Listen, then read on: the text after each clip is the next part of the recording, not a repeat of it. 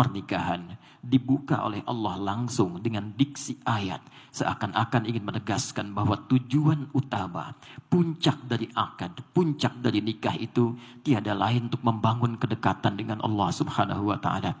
Karena itulah banyak ulama mengatakan, jika ada seorang yang telah berumah tangga belasan tahunkah, puluhan tahunkah, tapi tidak semakin mendekat kepada Allah, maka boleh jadi ada yang tidak tepat dalam rumah tangganya.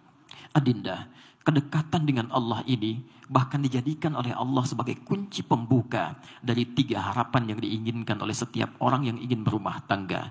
Ketenangan dalam rumah tangga yang disebut dengan sakinah itu, limpahan harta yang membawa cinta yang disebut dengan mawaddah, dan perhatian dalam yang disebut dengan rahmah itu. Litaskunu ilaiha wa ja'ala bainakum mawaddah wa rahmah. Samara, sakinah, mawaddah, dan rahmah tidaklah disampaikan oleh Allah kecuali pintunya dibuka dengan ayat membangun kedekatan dengan Allah. Banyak orang mendambakan samara, bahkan menuliskan di pintu rumahnya.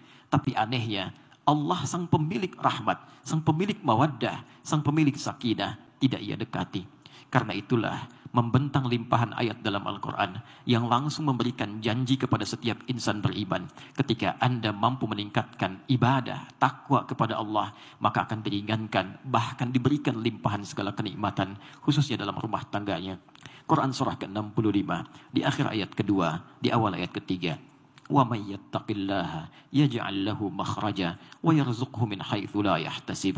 Siapa yang mampu meningkatkan takwanya kepada Allah, maka akan diberikan solusi dari setiap problematika kehidupan yang dialami, bahkan dilimpahkan rezeki dari sisi yang bahkan tidak pernah ia duga.